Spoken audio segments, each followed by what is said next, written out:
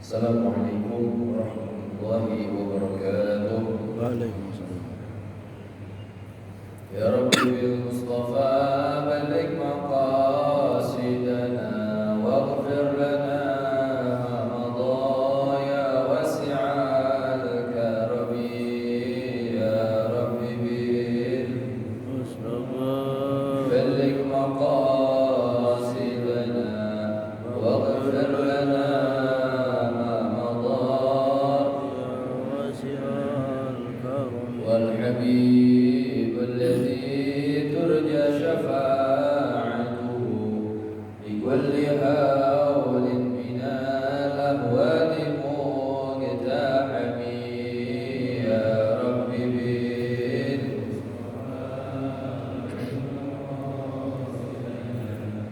واغفر لنا ما مضى واغفر إلهي لكل المسلمين بما يتلون في مسجد الأقصى وفي الحرم. يا رب بلغ مقاصدنا واغفر لنا ما مضى بجاه ما أتيته في الغيبة حرم واسمه قسم من أعظم القسم. يا رب بلغ مقاصدنا واغفر لنا ما مضى يا واسع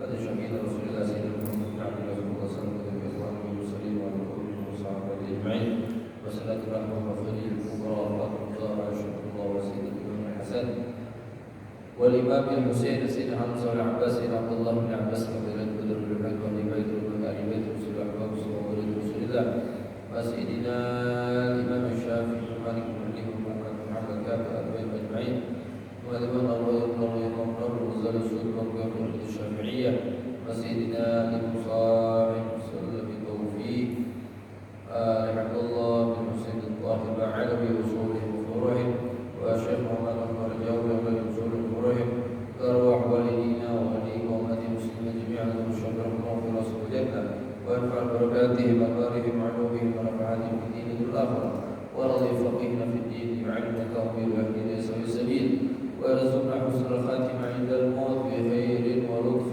وعافية وأن الله يشكر رضانا يعافي مبتلانا ويتبذر في ظلم المحن وظهر منه وبطن وأن الله يسر إخواننا المجاهد ومرواكم في فلسطين في غزة وفي اليمن في السودان في العراق في بلاد الأرض أجمعين.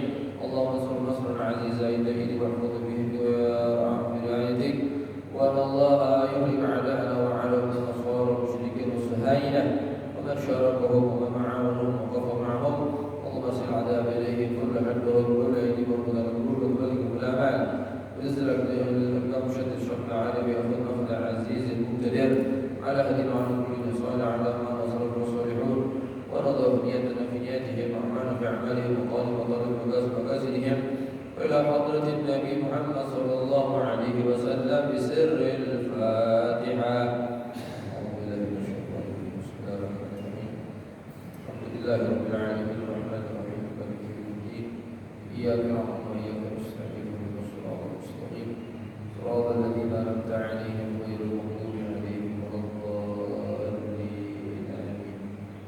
بسم الله والحمد لله والصلاة والسلام على رسول الله سيدنا محمد بن عبد الله وعلى آله وصحبه ومن والاه ولا حول ولا قوة إلا بالله سبحانك لا علم لنا إلا ما علمتنا إنك أنت العليم الحكيم. رب اشرح لي صدري ويسر لي أمري واحلل عقدة من لساني يفقهوا قولي وسدد لساني واهد قلبي بحق سيدنا محمد صلى الله عليه وسلم. اللهم انفعنا بما علمتنا وعلمنا ما ينفعنا وزدنا علما برحمتك يا أرحم الراحمين آمين يا رب العالمين. Alhamdulillah, syukur kehadirat Allah Subhanahu wa taala atas limpahan rahmat, karunia, inayah, hidayah, taufik, kesehatan, kesempatan, kekuasaan, sehingga kita dapat melaksanakan sholat subuh berjamaah dan melaksanakan rutinitas kita ta'lim ba'da sholat subuh. Mudah-mudahan semua rangkaian ibadah kita diterima oleh Allah Subhanahu wa taala dan menjadi sebab menggugur, menghapus dosa-dosa kita, menjadi sebab terkabulnya hajat-hajat kita, dan menjadi sebab disembuhkannya yang sakit di antara kita atau keluarga kita. Amin ya rabbal alamin. Sallallahu salam kita aturkan kepada paduka alam, junjungan kita, beri syafaat kita baginda agung Nabi besar Muhammad sallallahu alaihi wasallam. Ma'asyiral muslimin rahimakumullah, kita bersyukur kepada Allah Subhanahu wa taala yang telah memberikan kenikmatan kepada kita sehingga kita dapat melaksanakan lagi rutinitas kita. Kita bersyukur kepada Allah Subhanahu wa taala yang telah memberikan fasilitas kepada kita, dan mudah-mudahan fasilitas yang Allah berikan kita gunakan sebagaimana mestinya, yaitu untuk beribadah kepada Allah Subhanahu wa taala. Dan itu semua harapan dan tujuan kita agar kita selamat di dunia dan selamat di akhirat. Dan kita minta juga kepada Allah Subhanahu wa taala agar amal-amal kita diterima oleh Allah Subhanahu wa taala. Karena ketika amal diterima, ya kita jangan membahas perkara yang wajib, yang amalnya itu pahalanya luar biasa besar.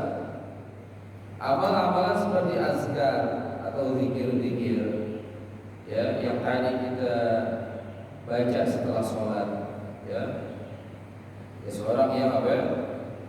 Sholat setelahnya subhanallah, ya, duburakul sholat, ya, dia bertasbih kepada Allah Subhanahu wa taala, ya, setiap sholatnya itu setelah sholat salat wa thalathin 33 kali, ya, wa hamidallaha thalatha wa thalathin, dan bertahmid ucapin alhamdulillah sebanyak 33 kali, ya, wa kabbarallaha thalatha wa thalathin, bertakbir atau mengucapkan Allahu Akbar 33 kali, ya.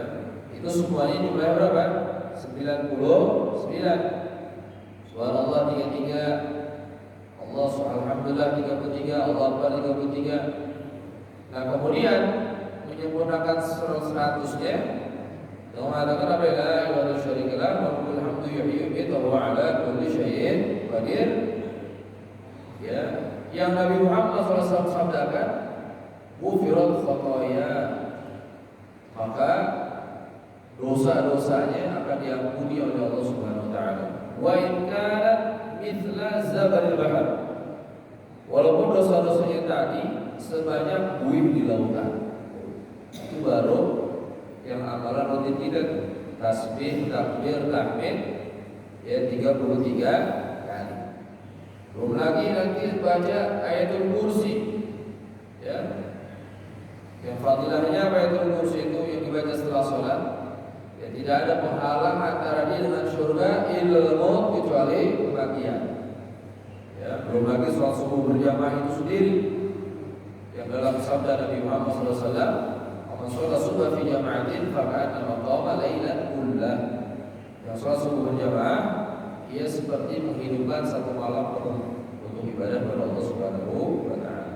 Belum lagi amal kita sekarang dilanjut sampai terbitnya matahari, dan itu kita sholat, ya, sholat isyraq, atau yang mau keluar dari pendapat yang tidak diperbolehkan sampai sholat duha, waktu duha kita baru sholat, ya, maka pahalanya seperti menunaikan ibadah haji dan umroh sempurna dan sempurna. Inti dari amal ibadah kita itu, selain kita, ya, seluruhnya itu untuk Allah Subhanahu wa taala, mukhlishan lahu din, ya, mukhlishan lahu, murni karena Allah Subhanahu wa taala. Di sisi lain juga apa?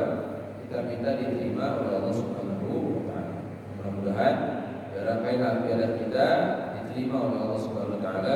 Amin ya rabbal alamin. Masyaallah muslimin rahimakumullah, insyaallah kita akan melanjutkan kembali kajian kitab kita di dalam kitab Sulhul Taufiq. Yang terakhir pembahasan kita itu baru masuk pada bab jual beli. Ya, yang mana mu'allim menyatakan yajibu ala kulli muslim mukallaf alla yadkhula fi syai'in hatta ya'lama ma ahallallahu ta'ala minhu. Wajib bagi setiap muslim mukallaf yang balik berakal alla yadkhula fi syai'in hatta ya'lama ma ahallallahu ta'ala minhu. Ya, tidak boleh masuk pada suatu perkara sampai dia ketahui yang dihalalkan oleh Allah Subhanahu wa taala wa ma haram dan yang diharamkan oleh Allah Subhanahu wa taala. Ya, jadi konsep dasar ibadah itu tahu ilmu terlebih dahulu. Sebenarnya bukan beribadah tanpa ada ilmunya. Ya, ibadah dulu baru ilmunya nanti. Sebenarnya apa? Ibadah dulu. Ya kan, jual beli itu kalau kita niatkan ibadah, ya, sholat kita jelas ibadahnya. Sebenarnya harus tahu ilmunya dulu. Baru setelahnya apa? Ibadah atau mengamalkan daripada ilmunya. Ya.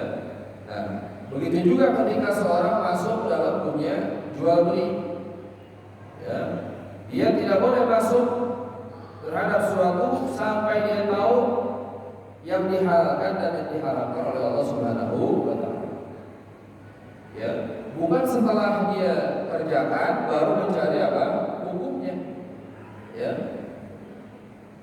Muamalah atau jual beli dia sudah selesai, baru cari hukumnya. Nah, sebenarnya bukan seperti itu. Kenapa?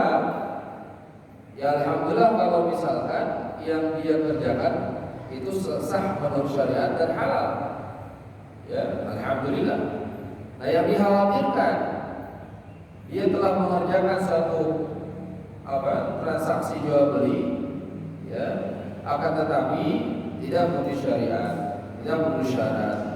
Syariat mengatakan akan pembatalannya. Nah, ini kan apa? Ya, agak sedikit sulit nanti, ya, untuk dikembalikan lagi. Oleh karenanya, sebelum masuk terhadap suatu perkara ibadah kayak itu atau amal-amalan yang lainnya, kita harus tahu dulu yang dihalalkan dan diharamkan oleh Allah Subhanahu wa taala. Ya. Kenapa? Ya Allah Ta'ala ta'abbadana bi asya' fala budda min mura'ati ma ta'abbadana bih. Ya.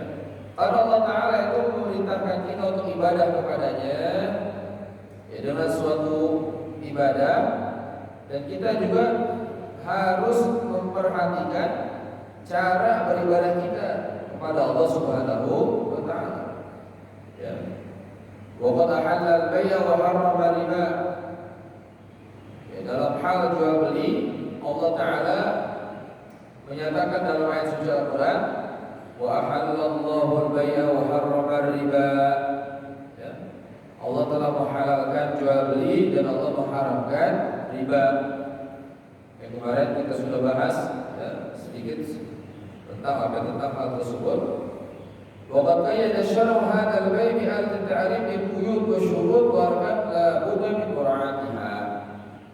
Syariat, ya, telah memberikan aturan kepada kita, ya, dengan apa? Dengan jual beli ini, dengan syarat-syaratnya, rukun-rukunnya yang wajib kita perhatikan, kita laksanakan.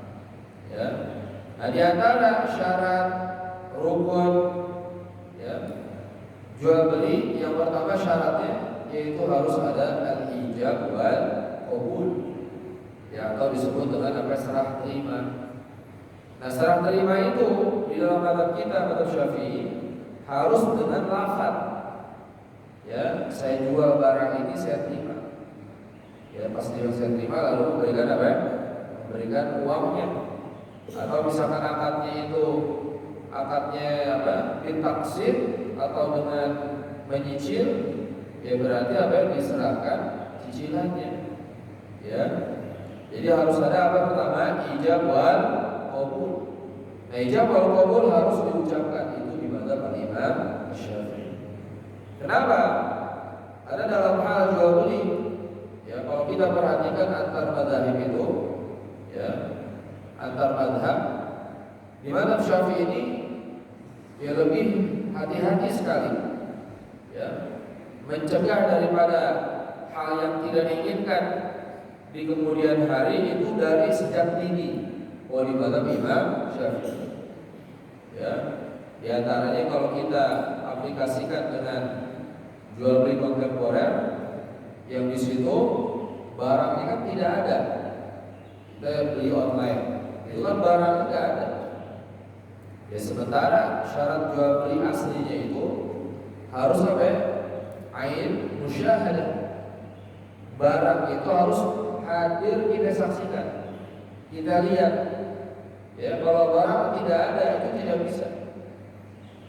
Dan gambar itu apa? Tidak bisa disamakan 100% dengan barangnya. Jadi mazhab Syafi'i itu, ya, dari awalnya sudah apa?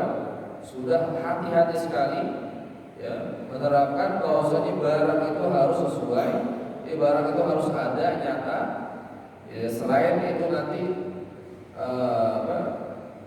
barang itu suci, ya, barang itu bisa diserahkan, barang itu memang dia miliki, ya. Selain daripada hal itu, barang juga harus disaksikan. Itu di mazhab Imam Syafi'i. Lalu bagaimana transaksi kita jual beli online itu? Menurut ulama, ya, alhamdulillah, kalau kita merujuk kepada pendapat mazhab Al-Hanafi itu masih diperbolehkan, ya, tapi dengan syarat, bukan mutlak. Boleh mutlak tidak. Syaratnya apa? Barangnya harus sesuai dengan yang kita lihat sebelumnya. Misalkan ada pada spesifikasinya harus sesuai, harus sama. Ketika tidak sama, ya, maka boleh dikembalikan. Nah, itu di mazhab Imam Abu Hanifah. Pada intinya semuanya sama, tapi ada tata caranya yang sedikit berbeda. Kalau di mazhab Syafi'i dari awal sudah tidak diperbolehkan, ya, karena barang tidak terlihat. Kalau di mazhab Hanafi masih diperbolehkan dengan syarat barangnya harus sesuai. Ya, karena puncak dari semuanya itu diantara tujuannya apa? Menjauh dari sabda Nabi Muhammad SAW yang melarang jual beli yang ada unsur tipu. Nah, Nabi SAW an bai'il gharar. Ya. Nah, sekarang kalau kita lihat pada kenyataannya banyak jual beli, kasus jual beli itu, ya, ada yang dirugikan, ada yang ditipu, ya, ada yang tidak sesuai, ya. Beli celana panjang atau kepanjangan, beli celana pendek kependekan, ya. Beli baju warna biru yang datangnya ungu. Ya kan, itu banyak kasus-kasus seperti itu. Nah, oleh karenanya di mazhab kita itu atau di syariat Islam secara umumnya itu sangat diperhatikan, ya, sangat ditekankan, ya, akan kejelasan transaksi, ya. Nah, itu baru satu contoh saja, itu jual beli online, ya. Nah, pertama syarat harus dipenuhi, ada ijab, ya, dan qabul tadi sudah disebutkan. Ya, syaratnya itu, ya, ketika ijab dan qabul tidak ada pemisah. Alla yadul fasl bainahuma urfan. Jadi ketika ijab dan qabul itu akan, ya, sakral, tidak boleh ada kata-kata pemisah atau perkara yang memalingkan dari asalnya. Contoh, ketika saya beli barang ini, belum dia sebut mobil tuh ngobrol yang lain, ngalor ngidul. Oh, kemana kabarnya itu hilang, maka harus diulang lagi. Tuh, kenapa? Karena di situ ada pemisah yang lama, sekiranya itu secara kebiasaannya itu memutus daripada suatu ucapan. Jadi ucapannya tidak berputus. Ya, kalau putus sebentar mau minum dulu ya jadi masalah. Tapi kalau putusnya itu sekiranya menghilangkan atau memalingkan dari yang dituju, yaitu jual beli, ya, maka tidak disahkan, harus diulang kembali. Sama ketika akad nikah, ya, saya nikahkan putri saya fulanah, ya disebutkan namanya itu, dengan engkau, ya, dengan mahar sekian dibayar tunai. Langsung saya terima nikahnya anak bapak fulanah binti fulan, ya, atau fulanah mas kawin yang disebutkan tadi dibayar tunai. Harus. Nah, tapi kalau dipisah, ya, pisah dulu, misalkan ya dia nanya kabarnya bapak, kemana kabarnya sehat, kemana, nah itu harus diulang. Begitu pun jual beli, ya. Pertanyaan kabar dan lain sebagainya nanti setelahnya atau sebelumnya, jangan ada di tengah-tengah di tengah-tengah akad, ya. Nah, kalau kita lihat dari jual beli online, ya, mungkin aja sebelum kita akad itu, ya, sebelum kita selesaikan jual beli kita, itu barang terputus, ya, terputus. Oleh karenanya kalau di mazhab Syafi'i itu diaplikasikan online ini sudah menyatakan itu tidak sah sebenarnya, ya. Tapi alhamdulillah ada keluasan, ada ulama yang membolehkan. Inilah diantara indahnya atau diantara kasih sayangnya Allah kepada kita, yaitu dengan adanya perbedaan pendapat ulama. Dapat orang-orang yang mereka mengambil ilmunya itu memang dasarnya, ya, yang disepakati semua ulama kita, dari Al-Quran, dari hadis, dari ijma dan qiyas, ya, dan beberapa dasar pengambilan hukum, ya, di beberapa di mazhab-mazhab yang lain selain mazhab Imam Syafi'i. Di mazhab Syafi'i 4 itu, Al-Quran, hadis, ijma dan qiyas. Nah, dengan perbedaan pendapat, alhamdulillah di situ ada sedikit keluasan. Bahkan sedikit ada banyak keluasan dengan sebab perbedaan pendapat ulama. Ikhtilaf ummati rahmah, ya, perbedaan pendapat umatku. Nah, di situ para ulama menyatakan bukan semuanya, tapi memang mereka orang-orang yang punya kemampuan atau seorang ulama itu rahmah, ya, bentuk kasih sayang Allah Subhanahu wa taala, ya. Kalau ada pertanyaan dalam hati kita, kenapa sih adanya perbedaan?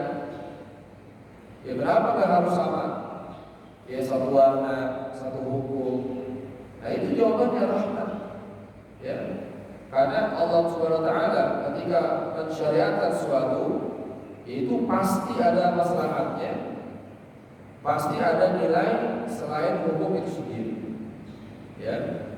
Kita kasih beri contoh, ya, wujud daripada rahmat di dalam Islam ini, ya.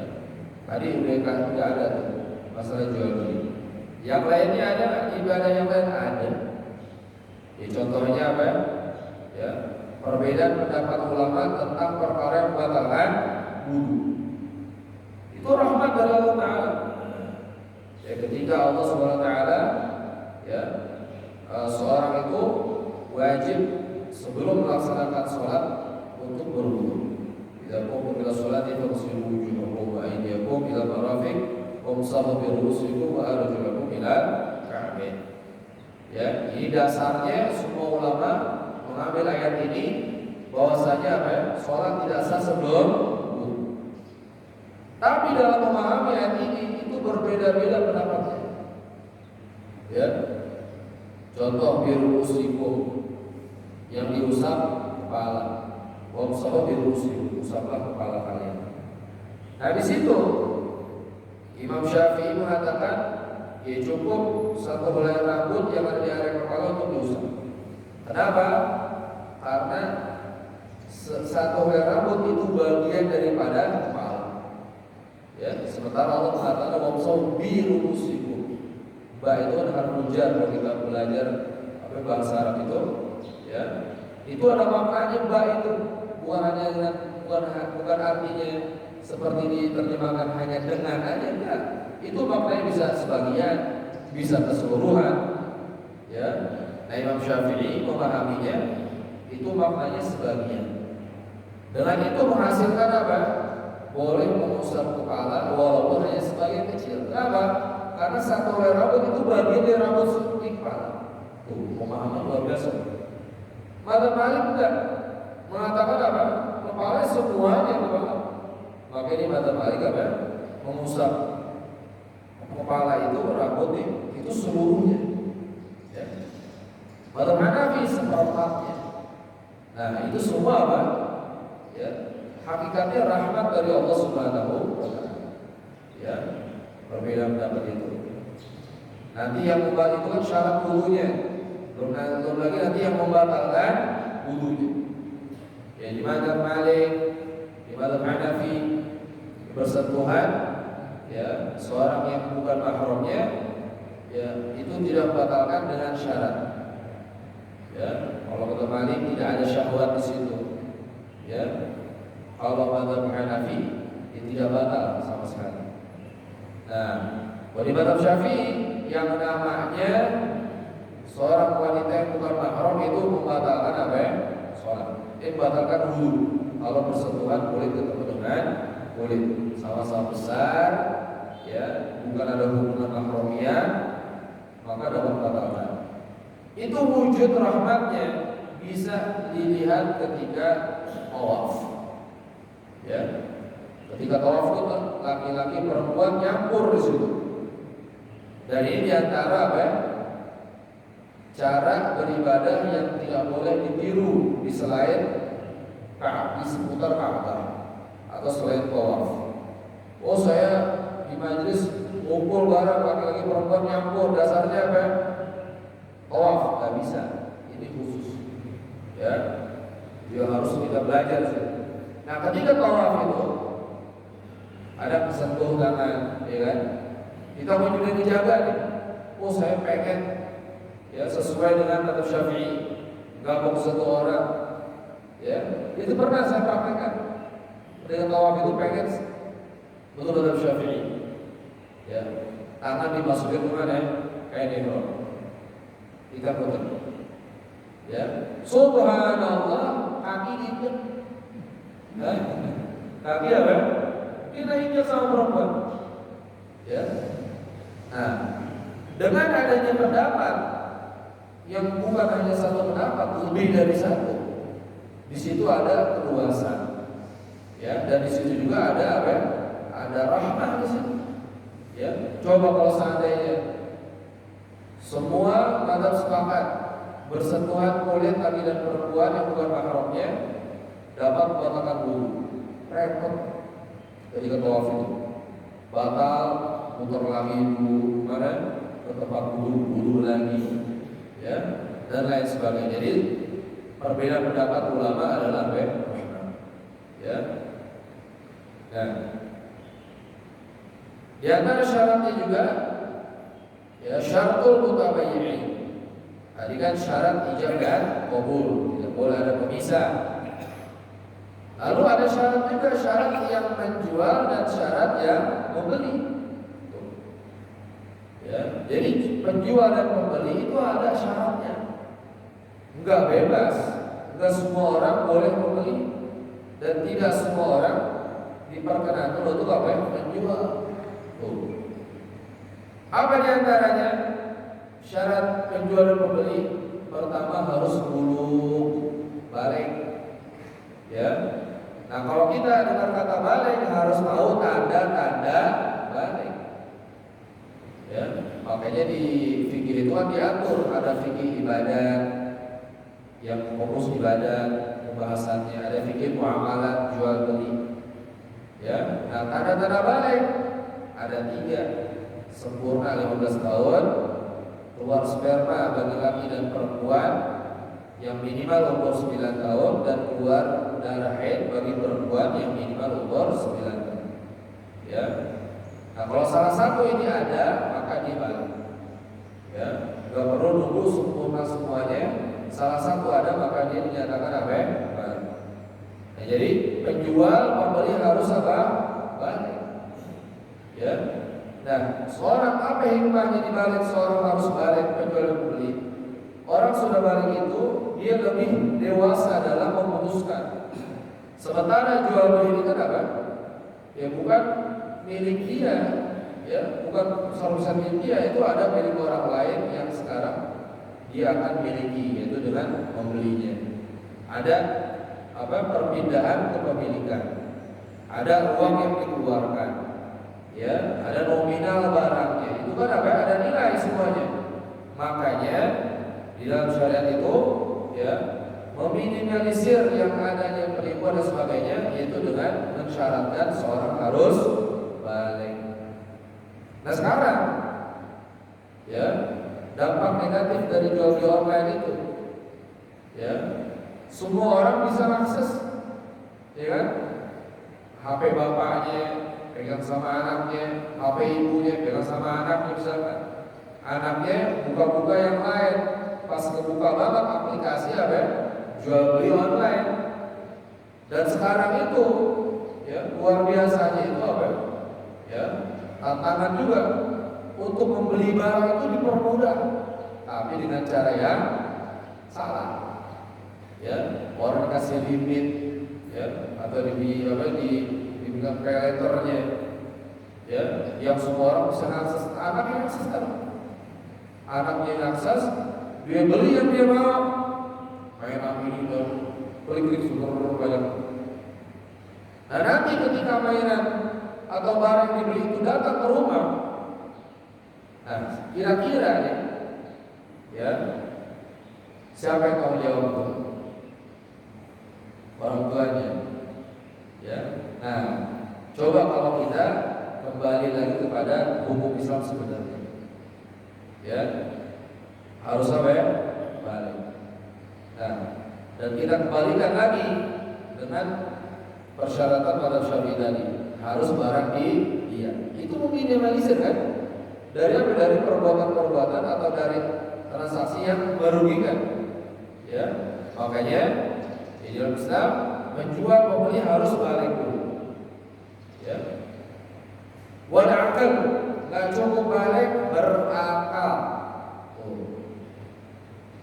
Orang gila, ada gangguan, ya dia gilanya nggak permanen, datang-datangan. Nah, pas datang gilanya, dia check out semuanya tuh, bahaya itu. Makanya disyaratkan apa? Harus berakal, ya. Dan dia juga, ya selain apa? Balik, berakal, ya wa'ada berhajar alaihi bisabab. Ya, dia bukan orang ya yang divonis atau yang dibekukan ya asetnya. Kan ada beberapa orang tuh yang dapat dibekukan asetnya. Dalam arti dia tidak boleh bertransaksi. Ini hukum Islam ya. Ya seperti anak yang masih kecil itu nggak boleh. Anak orang ada gangguan tidak boleh. Orang yang bangkrut tidak boleh. Ya bangkrut ini maksudnya hutangnya dan asetnya itu lebih banyak hutangnya. Nanti sama hakim ya barang itu ditahan ya sehingga apa tidak mudah untuk bertransaksi. Jadi transaksi terbatas itu nanti ada di babnya. Nah itu semua diatur secara rapi di dalam syariat kita. Ya. Nah setelah kita tahu syarat ijazah qabul penjual dan pembeli, ya, dan nanti juga ada syarat barang yang dijual dan barang yang dibeli. Ya, pertama harus barang yang suci. Ya, atau kalau mutan najis itu bisa disucikan. Kayak baju yang apa? Najis itu nggak jadi masalah. Kalau dasarnya najis itu tidak boleh. Ya. Ya. Selainnya apa? Harus bermanfaat barang yang tadi. Jadi nggak sembarangan barang dijual, barang dibeli itu harus bermanfaat. Apa manfaatnya?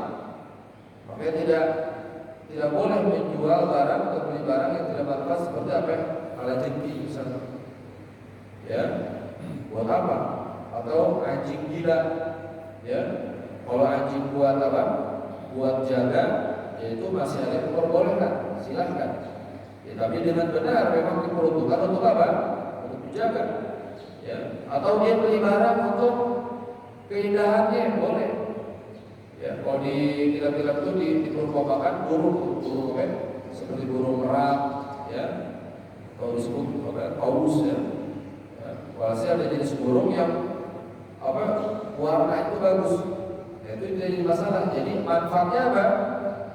Keindahannya. Ya, orang beli burung manfaatnya apa? Misalkan kicaunya, ini masalah. Ya. Nah, berikutnya barang itu harus dimiliki. Oh, ini penting nih. Barang yang dijual harus punyanya dia. Ya. Bukan punya orang. Bagaimana menjual barang orang? Diperbolehkan dengan syarat ada apa? Dia yang pemilik aslinya mewakilkan tuh, boleh-boleh saja. Tolong jualin tanah saya ya. Berarti ada di situ apa? Di situ dia sebagai wakilnya. Ya, tolong apa? Jualkan barang saya, atau diizin Pak tanahnya atau barang saya jual ya Pak. Ya, dengan harga sekian, ya silakan. Lalu bagaimana ketika seorang ya lihat rumah apa? Rumah dijual, difoto seperti itu. Difoto, ibu nggak ada hubungan sama sekali. Difoto, ya rinciannya difoto seperti itu. Atau dia nyari itu. Kan biasanya kalau di aplikasi atau apa jual beli rumah online itu kan foto-foto sudah ada kan semua rapi. Di copy sama dia dijual ke orang lain. Seakan itu barang punya dia. Misalkan harganya 2M, dia kasih 2,5. Ya. Kebetulan dia ini punya relasinya banyak, orang-orangnya teman-teman misalkan apa pengusaha banyak dan percaya sama dia. Oh, saya mau jual rumah ini, rumahnya berapa? 22,5. Oh, ini 22,5. Ya udah nanti hari ini saya akan disebutin harinya waktu transaksi. Ya. Akhirnya apa? Dia datang tuh ke pemilik rumahnya, telepon, Pak. Ya dia, saya mau beli rumah Pak. Ya, berapa harganya Pak? 2M. Oh, 1,5 Pak. Ya. Bapaknya ini perlu, butuh, ya udah nggak mau 1,5. Deal 1,5. Akhirnya apa? Ya, dia misalkan minta apa dulu tuh? DP dulu sama temannya tadi. Oh, DP-nya berapa? DP-nya 1,5 aja deh. Ya, dia tadi 2,5 kan? Dia ngasih harga 2,5. DP dulu 1,5 aja. Ditransfer lah 1,5. Dikasih ke pemilik rumahnya 1,5. Ya, dan dia nanti masih punya faedah dari apa? Dari penjual aslinya berapa? 1M dia berfaedah. Yang jadi masalah, yang jadi pertanyaan, 1M ini punya siapa? Kira-kira punya yang penjual ini nih. Ya, punya yang ngelakuin rumah atau pemilik rumah? Hah? Halo, apa? Ini siapa itu? Ya, ayo. Perantaranya, penjualnya. Ya. Kalau jawabannya 1M tadi punya penjualnya, salah fatal. Kenapa? Kenapa coba? Karena dia ketika menjual 2,5, 2,5 itu tanpa sepengetahuan dan tanpa seizin dia, tanpa seizin pemilik rumah. Ya. Nah, berarti 1M-nya tadi itu tetap aslinya punya siapa? Punya si pemilik rumah. Kecuali ini, ya. Jadi yang Mas Arya tadi yang mendapat harga 2,5, akhirnya apa? Dia punya duit sendiri 1,5. Dia beli ke siapa? si pemilik rumah. Jadi udah dibeli dulu sama dia. Nah setelah itu barulah dia menjual 2,5 M. Jelas itu punya siapa?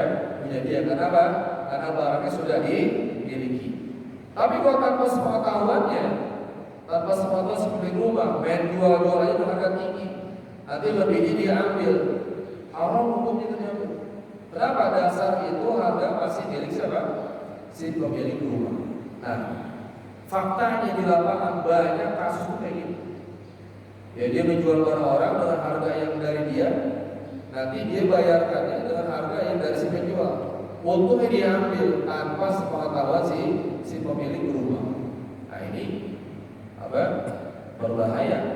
Ya transaksi seperti ini. Nah udah kejadian baru kemana hukumnya Pak Ustaz? Telat. Ya walaupun tidak ada kata telat ya. Kemana solusinya? Kembalikan atau minta ridhonya. Minta ridho si pemilik rumah, dijelaskan, ya Pak sebenarnya ya atau saya udah apa? Saya jual dengan sekian, ya saya minta ridhonya. Ya biasanya 1 M, minta ridho berat. 1 M minta ridho, ya berat. Mungkin kalau sebelum laku bisa aja. Bapak berapa ya? 1,5. Dari Bapak 1,5 aja. Kalau saya jual lebih dari itu boleh nggak Pak? Misalkan itu, oh boleh. Dari saya segitu nanti kamu jual berapa aja, nggak jadi masalah. Untungnya buat kamu. Nah di sini baru apa ya? Halal. Kenapa? Ada pembolehan di situ. Tapi kalau dia tanpa ada konfirmasi menjual dengan harga yang dari dia, ya nanti faedah dia ambil karena sepengetahuan itu diharamkan. Ya karena syaratnya barang itu harus dimiliki. Ya boleh barang orang dengan syarat apa?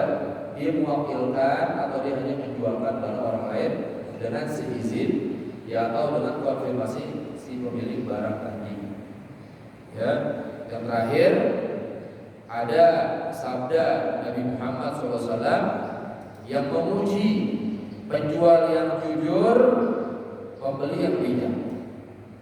Ya, faqad qala sallallahu alaihi wasallam at-tajirus saduq yuhsyaru yawmal qiyamah ma'as-siddiqin wa syuhada.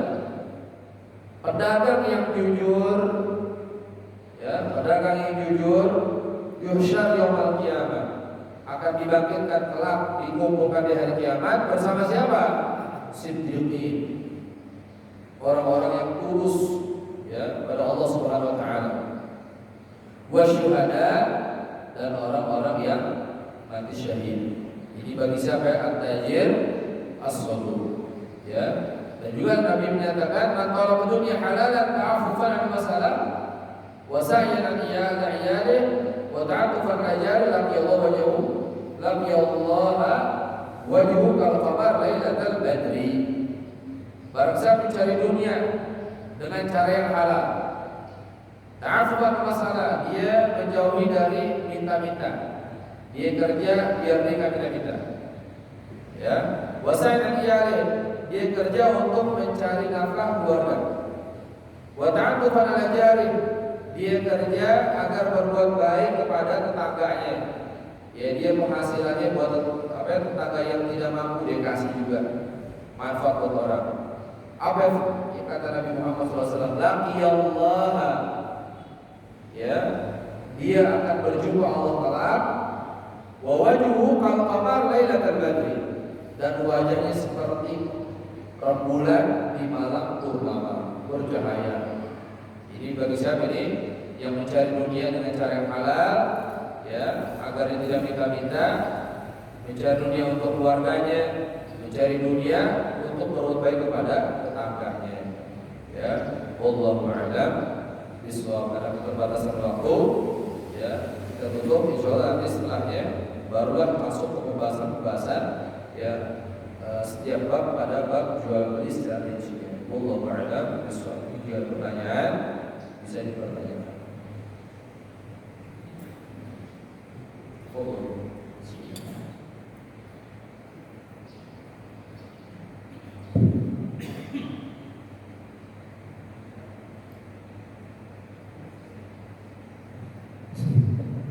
Assalamualaikum warahmatullahi wabarakatuh. Waalaikumsalam.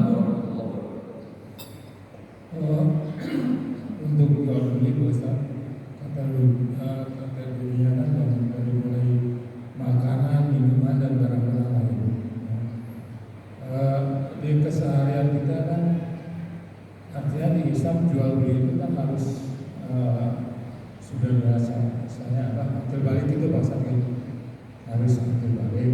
Nah sekarang dalam kesehariannya kita kadang-kadang anak-anak kadang-kadang suka jual beli, kita membeli barang-barang.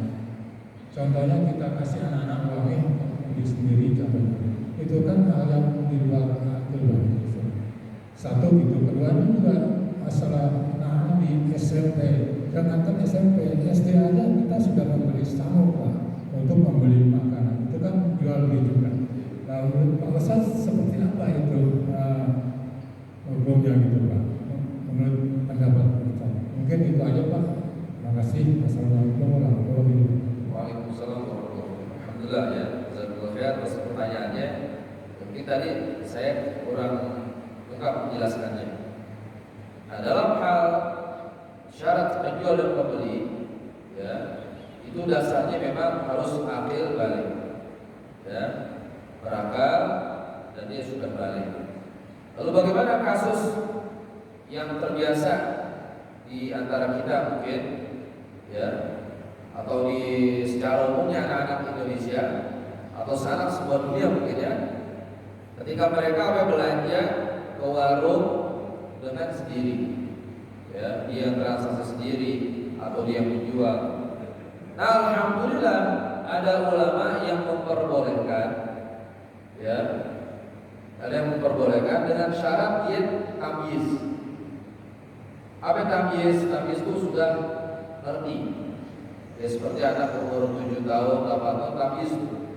Habis itu dia bisa kita bicara dengan dia nyambung. Itu definisinya diantaranya. Ada yang mendefinisikan tamyiz itu usia seorang muda bisa mandi, buang hajat, membersihkan hajat sendiri, ya, itu bisa dinyatakan tamyiz. Yang ininya, yang masyhurnya pendapat itu, yang populernya tamyiz itu, ketika kita bicara dia bisa memahaminya, itu tamyiz. Nah, ada ulama yang membolehkan anak yang tamyiz boleh transaksi. Ya, anak yang tamyiz itu, walaupun dia belum balik, dengan syarat jual belinya bukan jual beli yang mahal. Ya, jual belinya yang barang-barang remeh, misalkan kayak jigian biasa-biasa saja kan, kayak minuman, ya, bukan jual beli yang sifatnya mahal, ya, yang sekiranya yang biasanya itu orang-orang yang dewasa, ya, seperti beli motor, ya, itu tidak diperbolehkan. Harus nanti siapanya yang walinya, ya, itu di dalam hukumnya seperti itu. Jadi anak kecil yang dikasih pesangon, ya, buat jajan dia di sekolahnya, itu diperbolehkan dengan syarat tadi membelinya barang-barang yang barang-barang yang ringan lah, ya, bukan barang-barang yang punya nilai harga tinggi. Allahu a'lam. Karena ini ada manfaatnya Pak. Anak kecil yang belum balik, dia nggak sah jual belinya dan nggak sah hibah. Hibah itu apa? Ngasih. Ini manfaat luar biasa. Contoh Pak, anak perempuan misalkan, dia pakai cincin emas, misalkan, akhirnya apa? Dia kasih ke temannya, ya, ini cincin buat kamu. Dia nggak tahu tuh, ini cincin itu berharga. Bagaimana hukum Islamnya? Boleh nggak kira-kira? Di hukum Islam harus dikembalikan itu, harus dikembalikan ke orang tuanya, ke walinya. Kenapa? Karena hibah, pemberian tidak sah ketika seorang itu belum balik. Kan ada manfaat di situ kan? Ya, jadi syariat Islam itu luar biasa manfaat. Ada contoh lagi, misalkan anak kecil mau diperbolehkan barang-barang yang ringan, yang berat atau barang-barang yang mahal nggak boleh. Kayak tadi misalkan, dia beli cincin dijual, nih cincin saya beli aja berapa? 5.000 harganya. Ke temannya nggak sah. Kenapa? Ini barang yang mahal. Ya, Allahu a'lam.